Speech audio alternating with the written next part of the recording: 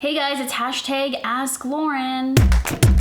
It's also gonna be like / going vegan part 2 because I'm gonna answer all or most of the vegan questions you guys have had. I posted going vegan part 1 long ago, last summer, right when I first started posting YouTube videos. So go check it out. It's linked here. It's all kind of the initial tips and advice for if you're just deciding you wanna maybe try going vegan. What's so cool is so many people leave comments saying, oh, I've been vegan now for 2 weeks or 2 months or 6 months because of you. I'm really glad that I could help influence you to start making the transition to vegan. Of course, I'm putting no pressure on you or making you feel bad about your decisions. And some people have even mentioned things like, oops, I ate chicken once, or what do? I really want to eat cheese, and these kinds of things. And that's fine. If you want to eat it once or whatever, when you have that craving in this initial phase, go ahead. You're gonna notice that you don't feel good after you eat it. And so do you want to not feel good? Or do you want to feel amazing and magical, like a fairy or a wizard or a troll?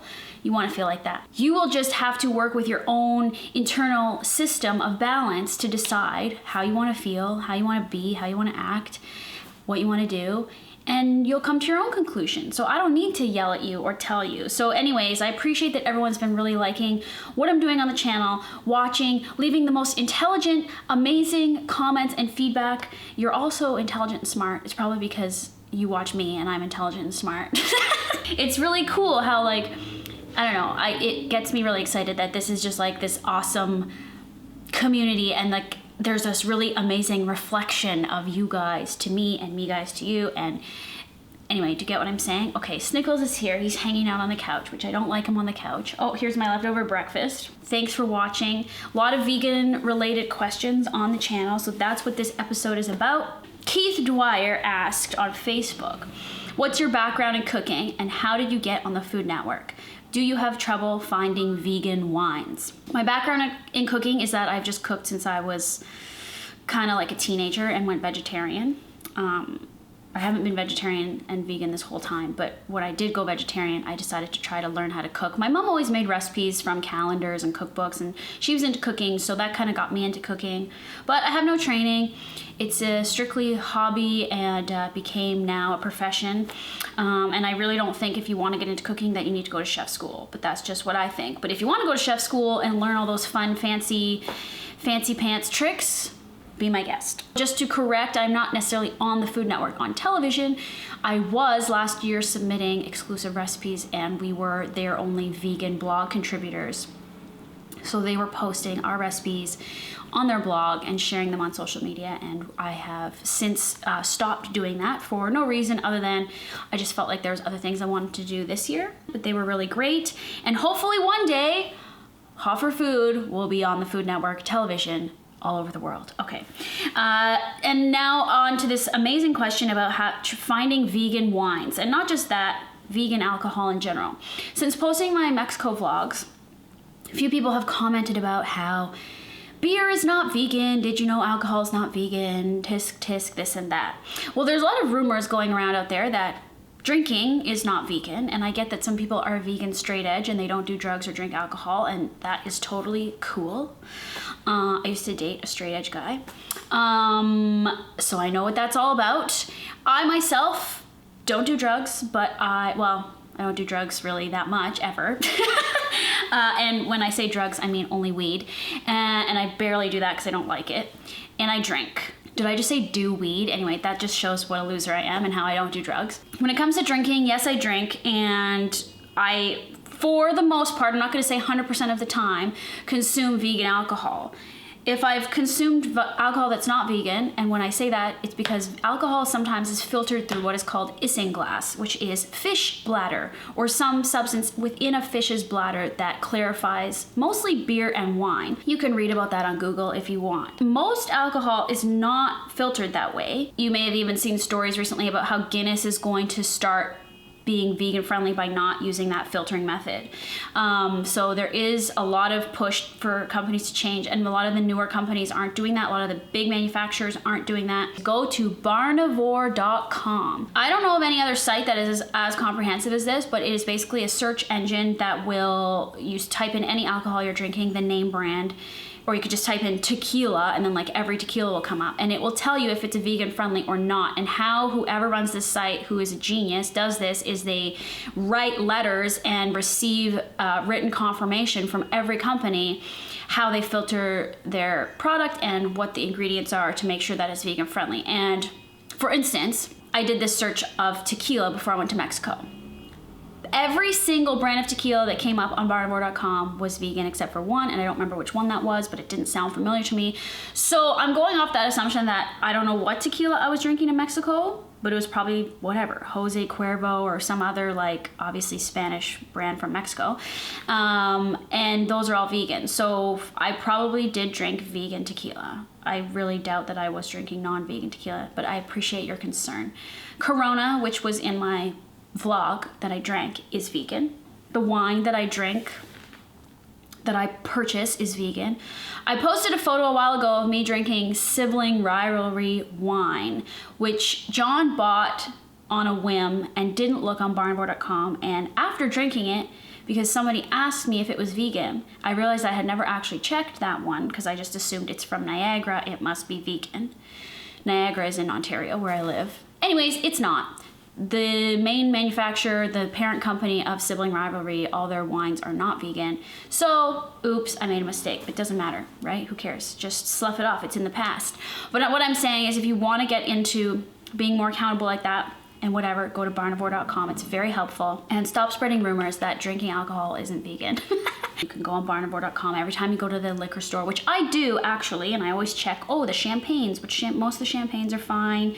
Prosecco, almost all the vodka is fine. Like, we're good, okay? Like, very rarely will you find something that's not vegan. And actually, when it comes to beer, if you're drinking dark beers, check those, because I find some of the darker lagers, porters, and stuff like that aren't. Mill Street Organic from Toronto is amazing, and I love them, and they're all vegan. Joe Rapp. Hey dude, this guy's awesome. He makes our hot for food recipes and posts them all over Twitter, and you seem to me like the most unlikely person that would follow Hot for Food, but you're cool and we love you and we like sharing the photos that you take.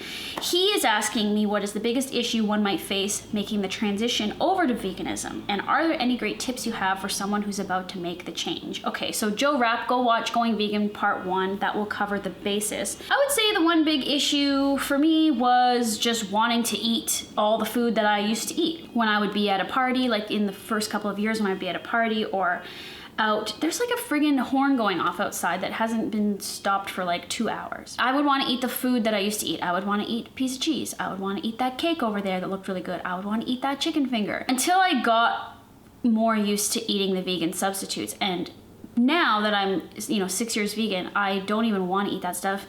But when I feel like I want to eat it, it's because I want to eat the vegan version. I go, oh, I want to eat vegan chicken finger, or I want to go home and make vegan chicken fingers, or I want to go home and make a vegan burger. I never really feel like, oh, I want to eat that meat thing. I feel like that's the biggest challenge you're going to have when you first go vegan. And honestly, I wouldn't say give in to those cravings every single time. But if you happen to give into it once or twice or even 3 times, don't beat yourself up or kill yourself about it, because it's fine. Like, what is the harm? Nothing. You're just, like I said at the beginning of this video, you're just gonna learn that, oh, I feel guilty now. I feel gross now. I don't feel good. My stomach hurts. And then you're gonna go, oh, I shouldn't have done that, and then you won't do it the next time, right? You just learn from your mistake, and it's fine. I just get this illusion of like the pressure that vegans put on other vegans and that people put on themselves when they decide to make these decisions in their life is unnecessary. So I just say, let go of the pressure, go with the flow, do what makes you feel good. Basically, I say that because you'll realize once you make the connection, which most of you have, that eating a big fat burger with tons of cheese slices on it and it's made from real meat doesn't make you feel good. You might think it does when you are ignorant and blind to all of what's going on around you and where that food came from, but once you make the connection, there's really no going back. And so I'm confident that I don't need to tell you what to do, because you're going to feel it inside. As soon as you make that connection and you go, I'm gonna try vegan, there's no going back from that. Even if you try vegan for 3 months and then quit, I think very quickly you'll realize you need to go back to going vegan. A stands for Ali, says, any tips how to veganize your family? Okay, I've addressed, go check out my vegan lifestyle playlist, because there's lots more videos where I address, how to deal with non-vegans, I also talk about what I feed my cat, etc., etc. So go watch that playlist and catch up on some of those videos. But tips on how to veganize your family. I mean, I haven't veganized my family, nor do I think I ever will. But I have piqued their curiosity, and to me, that's fine. And when I go to family dinners and holiday dinners and whatever, they all want to eat our food that we bring, and they're curious. And the more and more I say, oh, I'll bring these 3 sides, like every year I bring more sides, and every year I prove to them more and more that the sides don't need to have butter and milk and cream in them. You just have to work on it step at a time. Just because you've made the connection does not mean your older family members who are just in a different place altogether are going to make the connection. So tips on veganizing your family, I don't know. I mean, you just need to just make really good food and show them and set the example of like how you're eating and how you're feeling great. And then they'll be like, oh, what's that? Oh, what are you eating? Oh, ooh, and they'll ask all the questions, as I'm sure you've experienced. And it's like, that's because they're coming to these conclusions within their own body, and their body is going, and their mind and their soul is going, oh, and it's like getting turned on. And it's like a light bulb is like flickering just a little bit on. And like, that's all you can hope for at the beginning. And then step by step by step, more will happen. And they may never become vegan. And you know what? They're your family. So what are you going to do? You're going to disown them? No, you're not. You're going to learn how to live peacefully together, and you're going to continue to influence them. And from there, I don't know. I mean, a lot of people on here have commented how they've tricked their children and their husbands into eating our vegan cheese and cauliflower buffalo wings and all this fun stuff. And that is the advice I recommend, mainly is just tricking people. Don't tell them it's vegan, because as soon as you tell them it's vegan, they're gonna go, oh, it's vegan, it must be gross, and like get their nose all turned up. But if you just don't say anything, they won't even look at it and know, and they'll eat it and they'll like it. Then tell them later. Oh, this is what I wanted to address. A lot of people are asking this. Isabel asked this, and some other person asked this. Do you eat foods that may contain milk ingredients? Now, I do not eat it if it's in the ingredients. So if in the ingredients it says modified milk ingredients or butter, or if it's like in the ingredients, then it's definitely in there and I don't eat it. If it says may contain soy, wheat, nuts, milk, I eat it, because that may contain is a very overreactive warning for people who have allergies. That basically what it means is that food has been made in a facility where there's also milk and eggs. The likelihood of cross-contamination is slim, but they're basically accounting for that like point whatever percent that possibly there's like a little shred of something, but there probably isn't. Am I gonna die if I happen to eat a little cell of milk? No. Am I gonna freak out if I did? No. Am I doing everything I can to make sure I'm not consuming animal products? Yes. And if I avoided every single thing that said may contain, well, then I'd be left with almost nothing.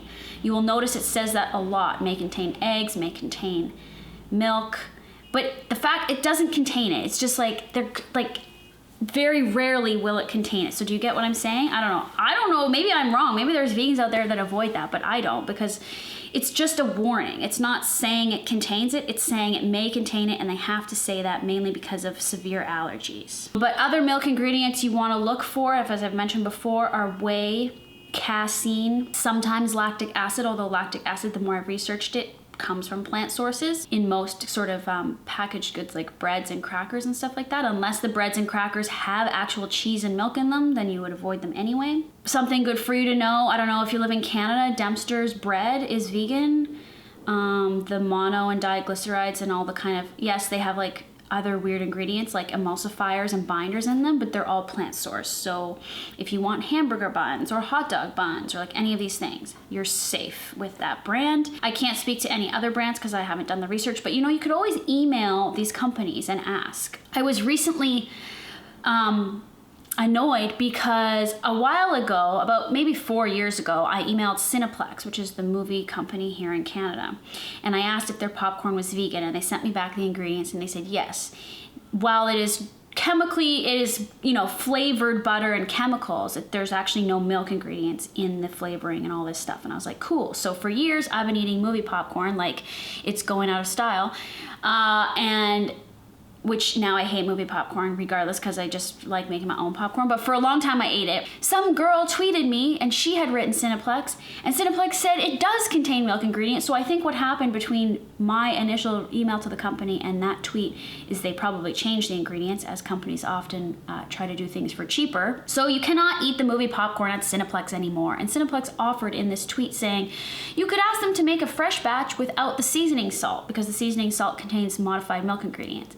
Nobody at the theater is gonna make you a fresh batch of popcorn when it's like Friday night and it's super slammed at the concession.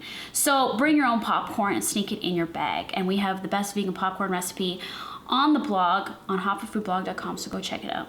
Cupcake Kingdom says, what is your opinion about people not being fully vegan or vegetarian? Because I eat meat, but not on a daily basis. Usually it's once a week or once every other week, and then I get it from a farm that I live close to. No supermarket meat for me. The rest of the time I eat vegetarian or vegan meals, and I wonder what you think about this. Don't worry, I can take the criticism. Okay.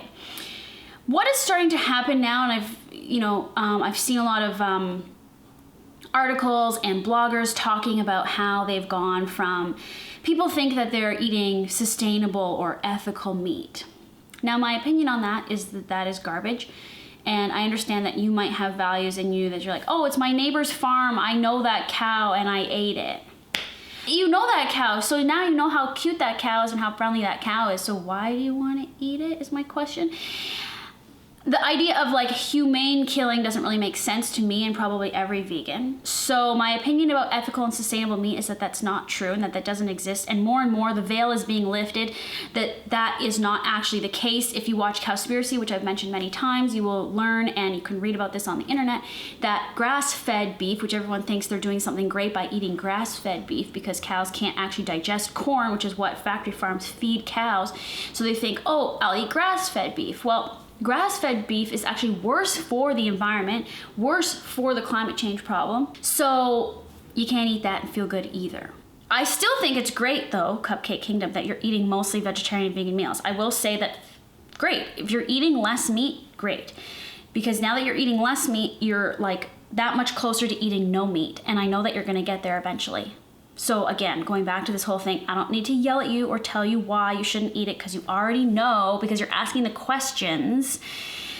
I feel like it's like the more you just tap into who you are inside and start connecting and making that connection to like something bigger than you, that you will start to realize how it doesn't really make sense to eat animals. And the fact that everyone's asking these questions, in fact, I also just read Jillian Harris's blog. If you follow Jillian Harris, former bachelorette, she just made the switch to vegan, but she also said that I don't think she's still eating meat, or she was still justifying eating meat like if it was from like a proper butcher or from a sustainable farm. The fact of the matter is you don't really know where the food is coming from. You might think you know, and that's all part of the like scam of marketing, which if you watch Food Inc., they talk about how, farm raised hens and free range don't mean what you think they mean. And these companies are trying to put like great images of chickens wandering around and cows being happy with smiles on their face to trick you. That's not really how they're living. And there's so many behind the scenes videos to show and prove that free range and grass fed and pasture raised and all these things don't mean what you think that they mean. And that you are just falling into the trap of marketing. Clever, very clever marketing. So please do the research. I'll link some things below, but you can go to PETA, okay? You can go to Mercy for Animals and you can look at all this stuff. Anyway, Jillian Harris also just decided to go vegan, so good for her. And you can read her like very candid, honest blog about her transition, about how she feels, about how like, oh God, maybe one day I might eat a piece of steak in the future, but I'm not gonna like beat myself up about it. It's fine, but she's gonna realize that eating the steak doesn't make her feel good inside and she won't do it again. Do you know what I'm saying? So anyway, go do some more research, but that's my take on that. The less meat you eat, the better. If you eat meat once a week, amazing. And then soon you will eat no meat. Emily Lumu said, any advice on dealing with people's comments and jokes about veganism? I have been vegan for 6 months and my family does not seem to respect my decision because they are constantly making jokes and offering me animal products. It's become frustrating and makes me question the lifestyle even though I firmly believe in it. So this is a big thing because part of the reason I never wanted to go vegan and I never wanted to talk about being vegan, which I talk about in my Why I Went Vegan video, which is also in that playlist I mentioned, is that the social thing. I didn't want to cause a fuss. I didn't want to refuse food from, you know, my boyfriend's family, etc. at a party. I didn't want to cause a ruckus with my decision. So I now don't care, and I ask questions and I don't care, and it seems less and less obnoxious the more you do it. And actually, I think now, right now in 2016, it is so commonplace to ask what, you know, at a restaurant, can you change this? Can you modify this? Does it contain this? Everyone's trying to do something, whether it's vegan or gluten-free or oil-free or sugar-free or whatever.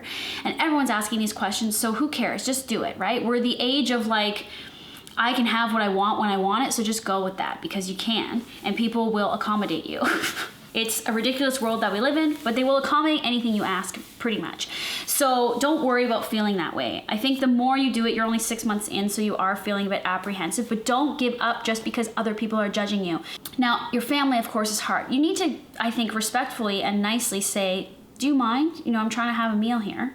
If you'd like to try it, and then decide if you like it or not, go ahead. But I don't really want your ridicule because this is what I feel is right. And I think if you just nicely and confidently say that, maybe that will put them in their place and shut them up with all the jokes. Now, people's jokes are annoying, okay? Because it's like, I don't sit there and make fun of what you're eating and tell you that what you're eating, you know, is this, this, and that, and it came from this, this, and that. I don't do that at the dinner table. There is a video about how to talk to non-vegans that I have that I'll link here as well. You should watch that. I go into more detail about that. So I don't really think that if I'm not making fun of what you're eating, and it's not like I don't allow people to eat meat at the dinner table if I'm at a restaurant. You can order whatever you want.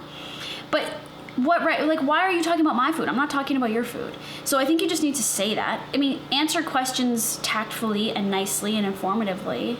And it's just like, it goes from there. I think veganism all around is just like becoming a lot more, it's just taken more seriously. It's like, it's just a way of, it's a way of eating. It's a way of living. More people are getting turned on to it. I think it's becoming less and less like weird and taboo. It's definitely mainstream.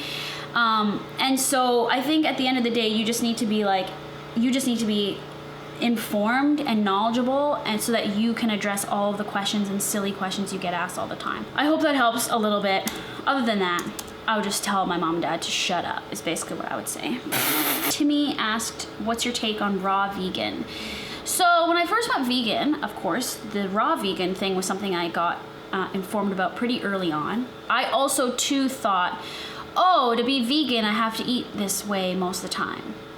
Which I quickly realized, no, I can't eat this raw food all the time. It's cold, it makes me feel cold, it doesn't make me feel good, I'm still hungry. So I think for some people, raw vegan works, and that's amazing. Like Fully Raw Christina is probably one of the most popular raw vegans, I guess, on the internet, and she's awesome from what I know, and that's cool if you want to eat that way, but I can't eat that way. I just can't.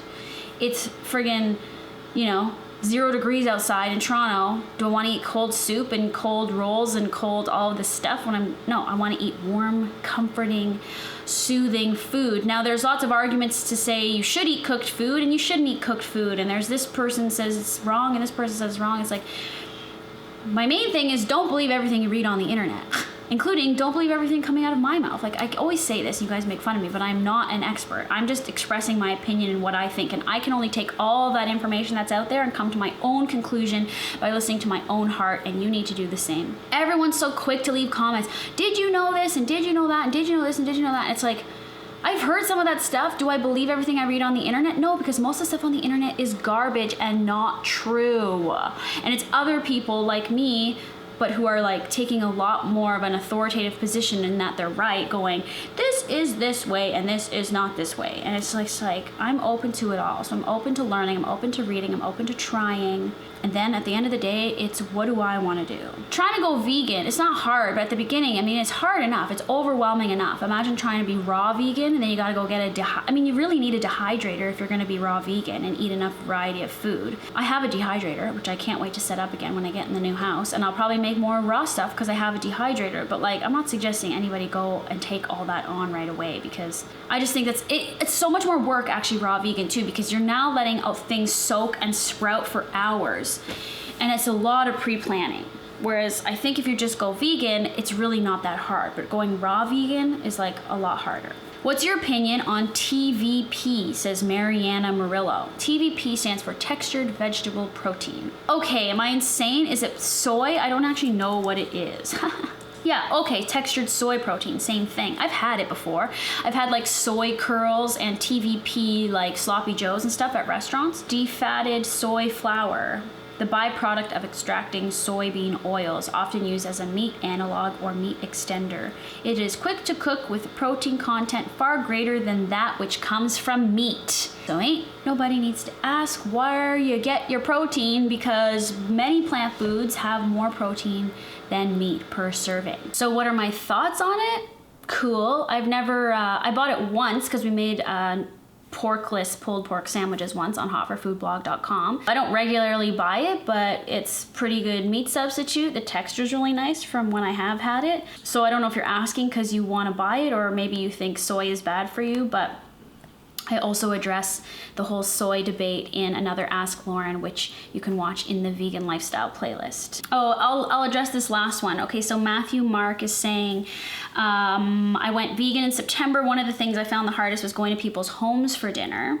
A lot of people would just forget that I'm vegan and have no idea what to make other than vegetables. So how do you deal with that initially? I always feel guilty that someone's made a whole meal and then I have to say, sorry, I can't eat anything. Okay, so I dealt with this a lot. Basically, my advice for combating this is whenever you're going to a dinner, offer to bring something, or say, oh, I'll bring the salad and the dressing, or I'll bring the thing, or I'll bring an extra course, you know, that everyone can have some of, but at least you know you're gonna have food, plus you can probably eat some of the other sides, plus you're gonna be at the dinner table eating this amazing thing that you made, sharing it with everybody, and you're gonna start a conversation about why you're vegan and etc., what's this made out of, and you can have a nice conversation about that, thereby turning other people on to vegan food and informing them and making them more knowledgeable about how to make things for the next time you come over.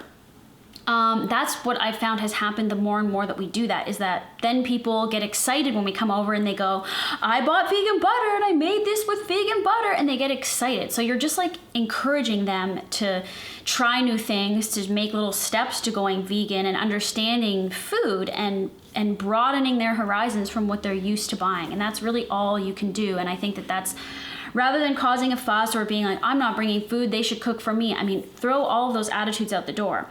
Take the initiative, bring a dish, offer to do a potluck, or say, I'll bring the butter and we'll make it when I get there, the vegan butter. There's so many ways around that, and I think we need to let go of the guilt feeling and the social anxiety that we have about all this stuff, because like I said earlier, everyone's got some kind of food issue or food rule that other people, you know, can abide by, and I don't know why the vegan one has to be such a big deal. It really isn't. It's very easy to accomplish. So that's that. Thanks for watching, everybody. Leave more questions for #AskLauren. I will tell you this now if you're still watching, thank you. Coming up on February 12th, 2 days before Valentine's Day. I suppose this is a little early to ask you to do this, but I'll give you a good head start. I want to do a #AskLauren that is all about sex and relationships. Now that could be, you know, real nitty gritty sex stuff, or that could just be love and relationship stuff. But anyway, a themed Ask Lauren for all the people who like Valentine's Day out there, just to test the waters, to see, can we talk about this stuff? Or are people gonna be like, oh, stop talking about that, just talk about food. Could we talk about food and sex? I don't know. Okay, so leave those questions. Use the #AskLauren so that I can search the comments and find them, because there's so many comments I can barely get through them all. Okay, I'll see you guys on Monday, and I'm gonna be doing another What I Ate in a Day for Wednesday, so lucky you. See you later.